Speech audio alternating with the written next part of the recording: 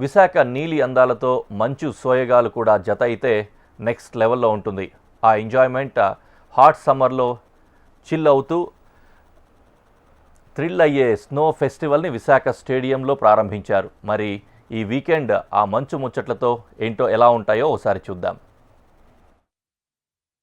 ఇప్పుడు విశాఖపట్నం వచ్చే వాళ్ళందరికీ కూడా ఒక లేటెస్ట్ ఎక్స్పీరియన్స్ని ఇచ్చేందుకు మరి విశాఖపట్నం పోర్ట్ స్టేడియంలో ఉన్న స్నో వరల్డ్కి ప్రస్తుతం నేను వచ్చేసాను.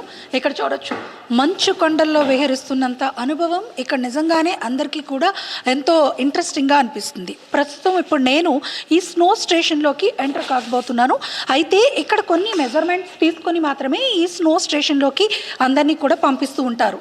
అయితే ఏజ్ లిమిట్స్ ఏమీ లేనప్పటికీ కూడా మనం ఇక్కడ చూడొచ్చు, ఇన్స్ట్రక్షన్స్ బోర్డ్ అనేది వీళ్ళు ఇవ్వడం జరిగింది. ఆ గైడ్ లైన్సెస్ అంటే ఎట్లా దీని లోపలికి వెళ్ళాలి, ఎలా ఉండాలి అంటే -డిగ్రీస్ టెంపరేచర్ని మెయింటైన్ చేస్తున్నారు. కాబట్టి ఎలాంటి జాగ్రత్తలు తీసుకోండి. మీరు చూసారు కదా, ఇప్పుడు నేను కూడా ఈ మొత్తం డ్రెస్ కోడ్ని అంటే చేతికి గ్లౌస్కి షూస్ అలాగే జర్కిన్స్ ఇవన్నీ వేసుకొని ఈ స్నో స్టేషన్లోకి ఎంటర్ అవ్వాలి.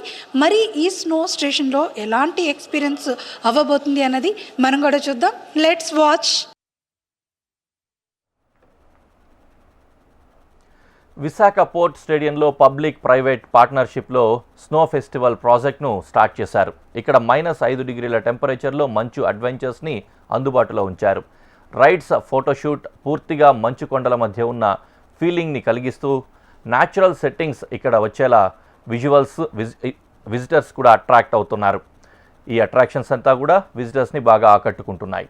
ఏ కాశ్మీర్కో వచ్చామా అనిపిస్తుంది. అడుగులు మంచులో వేస్తూ ఉంటే కొత్త ఎక్స్పీరియన్స్ అన్నది మనకి కనిపిస్తూ ఉంది.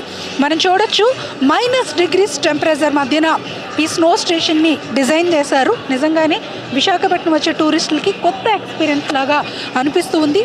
చూడొచ్చు, -డిగ్రీస్ టెంపరేచర్ కింద మంచు చూస్తుంటే అసలు హిమాలయాల్లో ఉన్నామన్నంత ఫీలింగ్ అయితే మాత్రం కలుగుతుంది. మరి చూద్దాం ఇంకా ఈ స్నో స్టేషన్లో ఇలాంటి ఎక్స్పీరియన్సెస్ని మనం గెయిన్ చేయొచ్చు అన్నది ఇక్కడికి వచ్చే పర్యాటకులు అయితే మాత్రం చాలా ఇంట్రెస్ట్గా ఫీల్ అవుతూ ఉన్నారు. నిజమే, -డిగ్రీల మంచు వాతావరణాన్ని పిల్లలు చక్కగా ఎంజాయ్ చేస్తున్నారు. Igloo house, penguin, snow bear sites ఆకర్షిస్తున్నాయి. ఎప్పుడూ బీచ్లు మాత్రమే చూసి ఎంజాయ్ చేస్తున్న విశాఖ వాసులకు ఇది కొత్త అనుభూతి. ఇక్కడికి వచ్చే సందర్శకులు దీన్ని చూసి ఆనందిస్తున్నారు. నిజంగా ఇక్కడికి వస్తే కనుక నిజంగా మనం హిమాలయ పర్వతాల్లో ఉన్నామా అనిపిస్తుంది. మీరు చూడొచ్చు, ఇగ్లూ ఇది ఇప్పటిదాకా మనం ఏదైనా పేజెస్లో చూడటం లేకపోతే ఇంటర్నెట్లో చూడటం మాత్రమే చూసాము.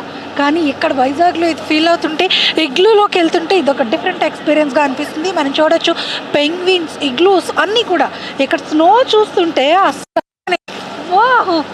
ఇంత గ్రేట్గా అనిపిస్తుంది ఎక్స్పీరియన్స్.